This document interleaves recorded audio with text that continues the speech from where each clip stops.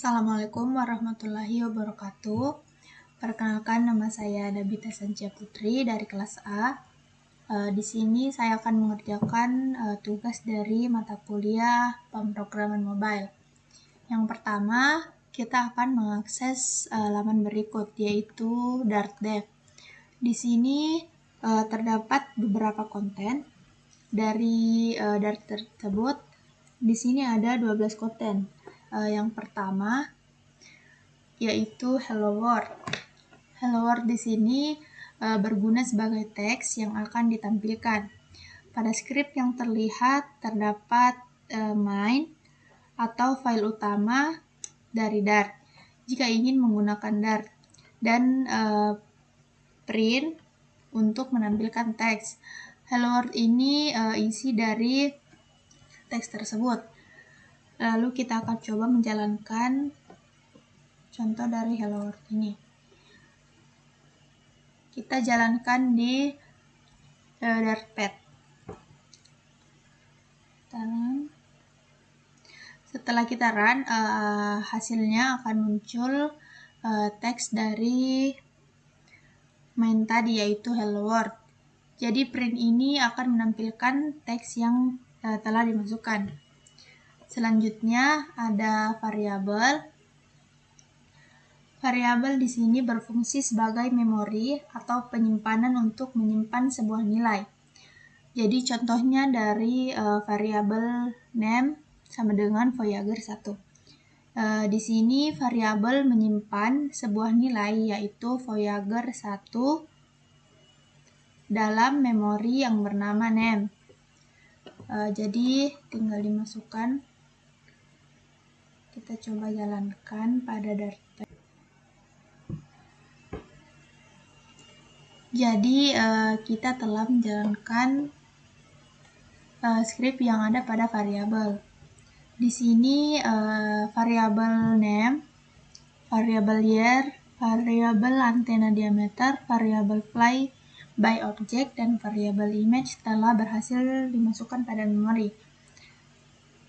Yang ketiga yaitu control flow statement. Control flow ini dapat dianggap sebuah blok kode yang menentukan aliran pernyataan baris kode yang akan dieksekusi. Sama seperti percabangan, jika if bernilai true maka akan dieksekusi. Jika if bernilai false maka akan mengeksekusi opsional yang lain. Dan dalam control flow statement ini juga terdapat perulangan. Perulangan yang dimaksudkan yaitu akan mengulang statement yang ada. Di sini memasukkan nilai integer, yaitu dari bulan 1 sampai bulan 12. Dan akan kita coba untuk dijalankan.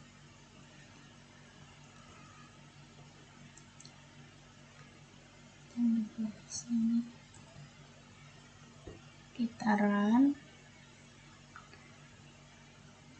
Ketika berhasil di run, fly by object tadi akan menampilkan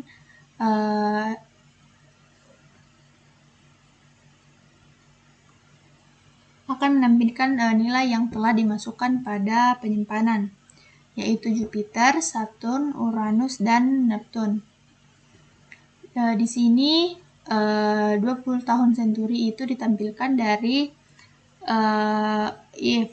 Jika if bernilai 2001 tahunnya, maka akan menampilkan 21 tahun Century. Dan jika else if, yaitu tahunnya kurang dari 1901, akan menampilkan 20 tahun Century. Selanjutnya untuk bulannya, dia menampilkan dari bulan 1 sampai bulan 12. Selanjutnya ada function.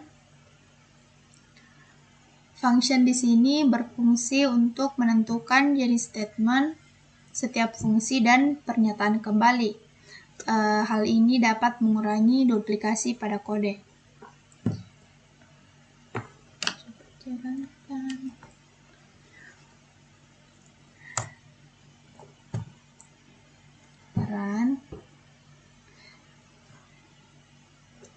Jadi pada Fibonacci ini dia berhasil mengurangi duplikasi kode. Selanjutnya ada komen. Komen atau komentar ini berfungsi untuk sebagai catatan dalam mendeskripsikan lebih detail tentang suatu kode dan menggunakan tanda slice 2. Contohnya, kita akan menuliskan contoh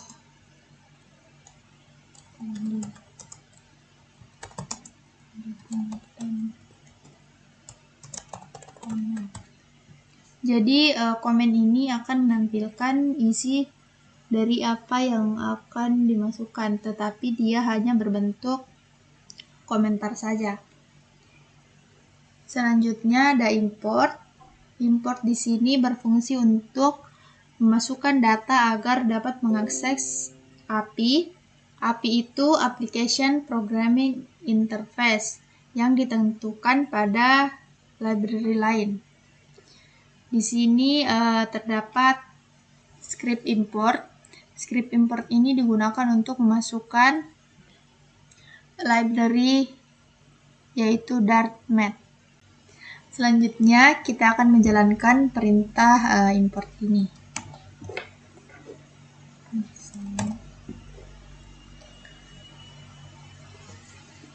Setelah kita lakukan run, maka isi dari library Dart Math ini akan berhasil masuk pada project Dart ini. Selanjutnya ada content class. Kelas Dart ini merupakan suatu objek yang disebut sebagai objek konstruktor yang bisa berisi bidang, fungsi, dan lain-lain.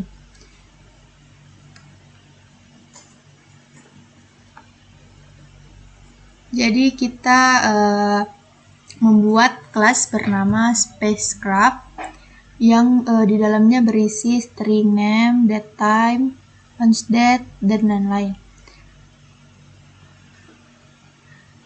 Selanjutnya ada inheritance. Inheritance ini merupakan kemampuan dari program untuk membuat kelas baru dari kelas yang ada. Jadi kelas yang ada itu akan diperluas untuk membuat kelas baru dengan perintah extend. Jadi pada kelas orbiter kita akan memperluas kelasnya menjadi spacecraft yang telah di-extend. Selanjutnya ada content mixin. Mixin ini atau campuran adalah cara lain untuk memberikan atribut dari satu kelas ke kelas lainnya tanpa harus menggunakan inheritance. Jadi kita dapat memberikan atribut ke dalam kelas lain tanpa harus memperluas kelas tersebut. Selanjutnya ada content interface dan abstract class. Interface ini menentukan sekumpulan interface yang tersedia pada suatu objek, atau bisa disebut juga untuk mendeklarasikan kelas sendiri. Dengan menggunakan kata kunci pesawat luar angkasa, jadi dia dapat mendeklarasikan kelas mock spaceship. Jadi untuk kelas abstrak itu dapat membuat kelas untuk diperluas atau diimplementasikan oleh kelas dan berisi metode abstrak. Dan abstrak kelas ini hanya digunakan untuk mendefinisikan interface yang digunakan oleh kelas lain. Selanjutnya ada content assign. Assign ini menjalankan fungsi dengan tidak menghalangi fungsi lain yang sedang berjalan. Assign ini juga lebih mudah dibaca. Jadi pada saat memakai fungsi dari assign ini, kita tetap bisa menjalankan program yang lain, sementara fungsi SID ini juga berjalan. Yang terakhir ada content exception. Exception atau pengecualian ini adalah suatu proses yang tujuannya untuk menanggapi atau merespon kejadian yang aneh atau yang menyimpang dengan menggunakan perintah throw. Jadi jika ada kejadian yang menyimpang dari program, maka akan menggunakan perintah throw untuk melihat state yang error. Mungkin sekian yang bisa saya jelaskan, lebih dan kurangnya mohon dimaafkan. Wassalamualaikum warahmatullahi wabarakatuh.